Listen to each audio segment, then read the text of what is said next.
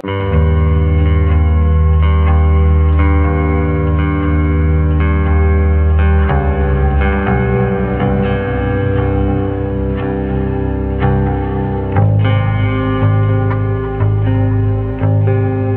lanjut nonton video ini, jika kalian suka dengan channel Pegawai Jalanan, silahkan kalian support kami dengan cara subscribe dan klik tanda loncengnya.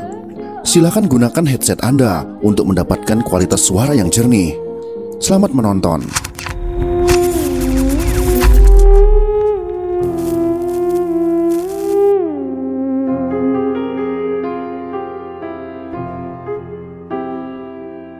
Siapa yang tidak mengenal D.N. Aidit, seorang pemimpin PKI yang memberontak pada tahun 1965. Ia tewas secara tragis karena usaha pemberontakan yang ia lakukan gagal. Namun siapa yang menyangka, ia adalah seorang santri dan telah khatam Al-Quran sejak kecil. Namun karena terpengaruh oleh golongan kiri, ia kemudian menyeberang ke jalan yang salah. Padahal Aidit pernah menjadi orang kesayangan Bung Hatta sebelum akhirnya berbeda haluan.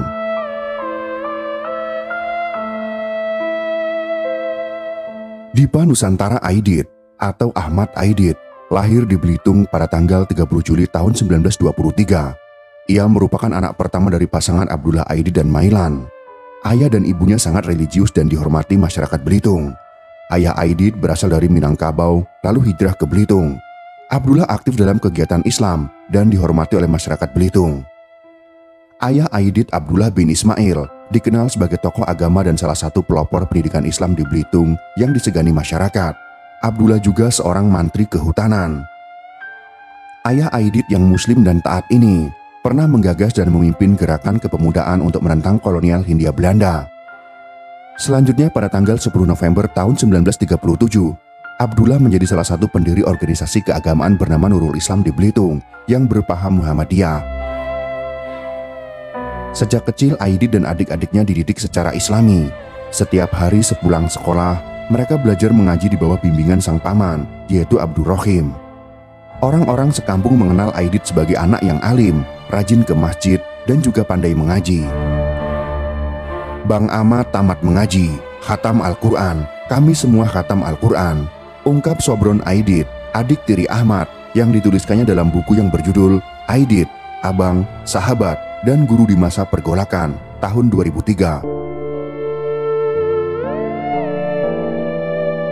Aidit kecil juga kerap bertugas melantunkan azan di masjid.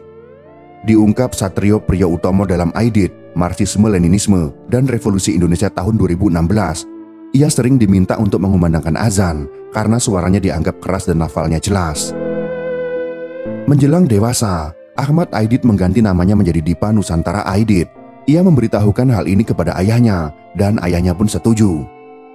Dari Belitung, Aidit berangkat ke Jakarta, dan pada tanggal 1940, ia kemudian mendirikan perpustakaan Antara di daerah Tanah Tinggi, Senen, Jakarta Pusat. Kemudian ia masuk ke sekolah dagang, yaitu Handel School. Ia belajar teori politik Marxis melalui Perhimpunan Demokratik Sosial Hindia Belanda, yang belakangan berganti nama menjadi Partai Komunis Indonesia. Dalam aktivitas politiknya itu pula, ia mulai berkenalan dengan orang-orang yang kelak memainkan peran penting dalam politik Indonesia, seperti Adam Malik, Khairul Saleh, Bung Karno, Bung Hatta, dan Muhammad Yamin.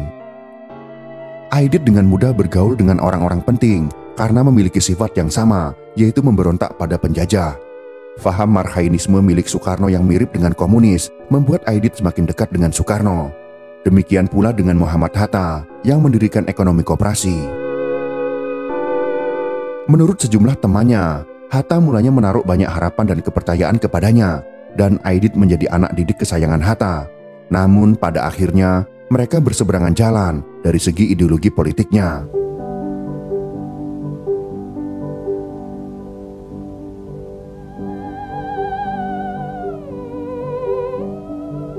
Pada awal bulan September tahun 1945, terbentuklah Angkatan Pemuda Indonesia atau API, di mana Aidit ditunjuk menjadi Ketua Cabang Jakarta Raya.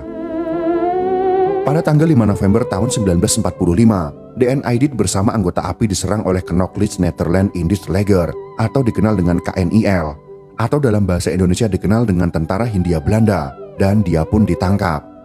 D.N. Aidit kemudian diasingkan ke Pulau Onras selama sekitar 7 bulan sebelum akhirnya dibebaskan.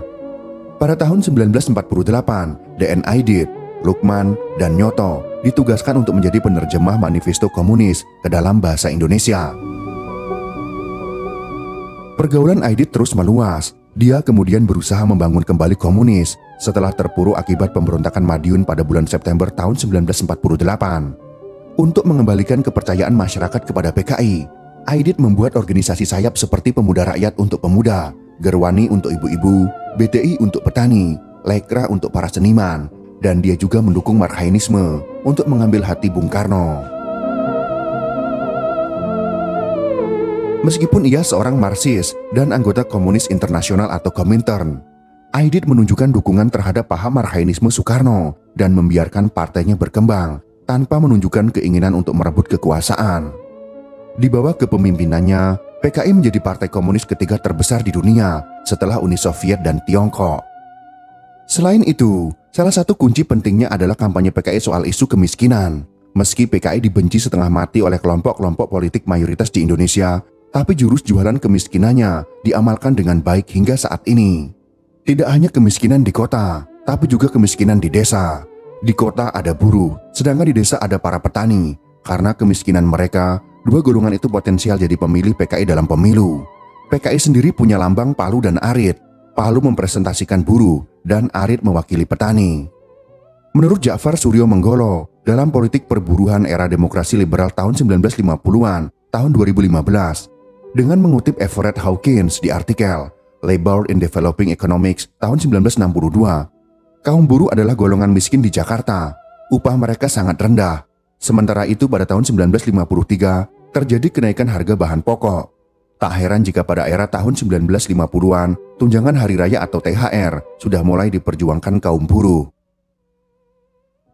Sedangkan kaum tani Indonesia yang merupakan 70% daripada penduduk masih tetap berada dalam kedudukan budak, hidup melarat dan terbelakang di bawah tindasan tuan tanah dan lintah darat, kata Ahmad alias Dipa Nusantara Aidit, Ketua CCPKI, dalam pidatonya yang berjudul Jalan ke Demokrasi Rakyat bagi Indonesia. Aidit mengatakan bahwa kaum komunis harus mengikis sumber-sumber penderitaan petani. Kewajiban yang terdekat daripada kaum komunis Indonesia ialah melenyapkan sisa-sisa feodalisme, mengembangkan revolusi agraria anti-feodal, menyita tanah tuan tanah, dan memberikan dengan cuma-cuma tanah tuan tanah kepada kaum tani, terutama kepada kaum tani tak bertanah dan tani miskin, sebagai milik perseorangan mereka.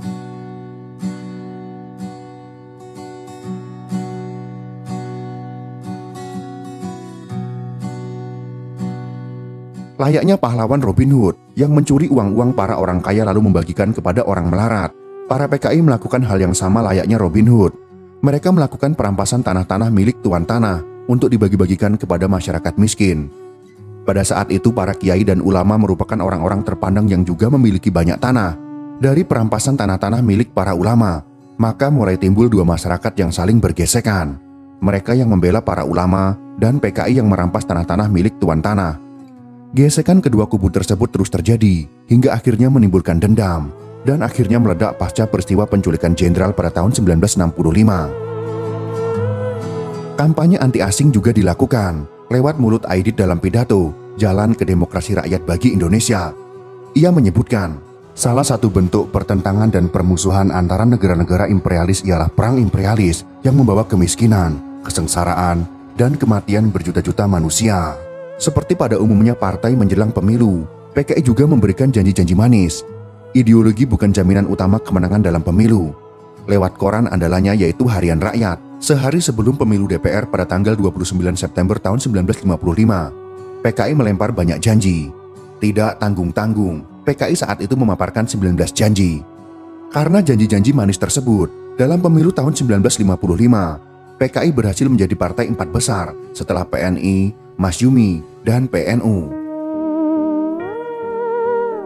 Dalam dasawarsa berikutnya, PKI menjadi pengimbang dari unsur-unsur konservatif di antara partai-partai politik Islam dan militer.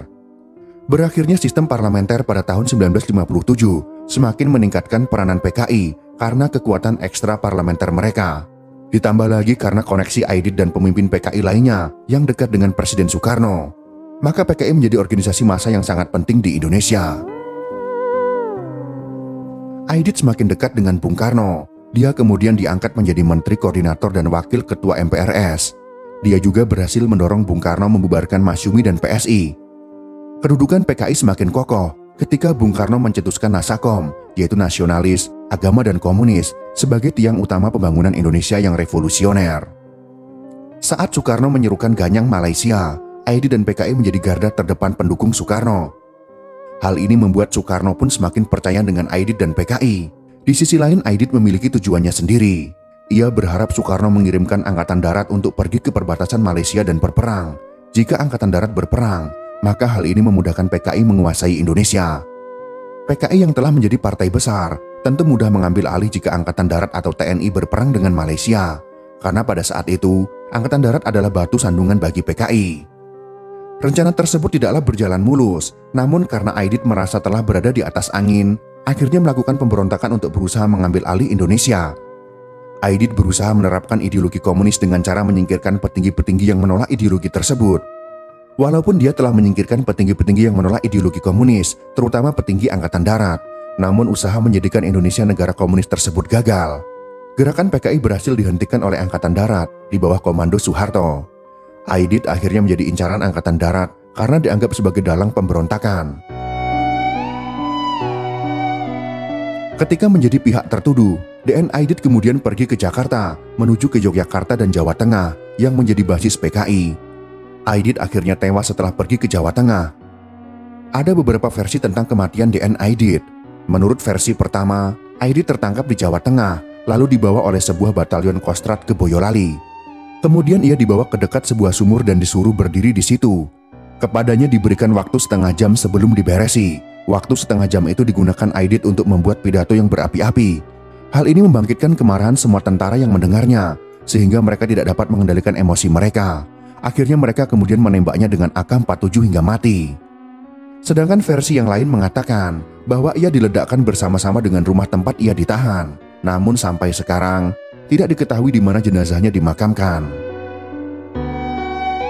Itulah kisah tentang DN Aidit, seorang santri yang kemudian berubah menjadi pemimpin PKI. Murad Aidit, yaitu adik dari DN Aidit, menduga ada pengkhianat dalam tubuh PKI yang mengorbankan sang kakak. Walaupun menjadi PKI, Aidit tidak pernah menjadi seorang ateis. Aidit pernah mengatakan bahwa hanya orang gila yang mengatakan agama adalah candu. Hingga saat ini, tidak pernah ada kejelasan yang mutlak dan absolut terkait peran DN Aidit dan PKI dalam peristiwa G30S. Yang ada hanyalah teori-teori yang jumlahnya cukup banyak. Saat ditemukannya rekaman yang diduga berisi dokumen politik penting, ternyata isinya hanya pengajian Islam yang dimulai dari pembacaan ayat Al-Quran. Dari DN Aidit kita dapat belajar bahwa kita bisa saja tersesat ke jalan yang salah. Ayah Aidit yang seorang ulama menangis saat anak-anaknya ditangkap oleh tentara, padahal tidak terlibat dengan Aidit. Ayahnya meninggal 3 tahun kemudian setelah Aidit dieksekusi. Itulah sekelumit kisah tentang perjalanan hidup DN Aidit dari santri menjadi PKI. Semoga informasi sejarah ini bisa bermanfaat untuk kita semua. Jika kalian suka dengan video ini, silakan berikan jempol ke atas. Dan jika kalian menganggap video ini bermanfaat, maka bagikanlah untuk teman-teman Anda yang lain. Terima kasih sudah menonton.